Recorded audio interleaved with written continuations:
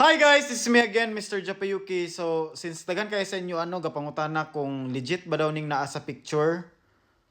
So, kana siya guys, kung imo na siyang i-convert into peso, that's 400,000 pesos, no?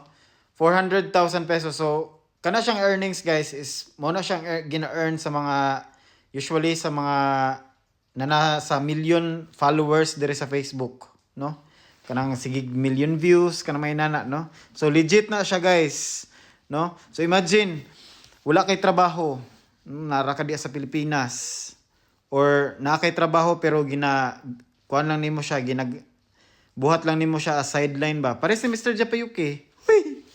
So ako guys, to be honest, ako kay napamanta sa 200,000 followers, so wala pa giabot diha ang ako ang earnings, no? So isa pod ko sa gapangandoy nga unta, no, in the future moabot po ginana ang atong earnings diri sa social media. So maka-inspire lang kayo siya kay kabalo ka sa imong pag-vlog, naa jud kay padulngan, no, mo nang sugdi na diha.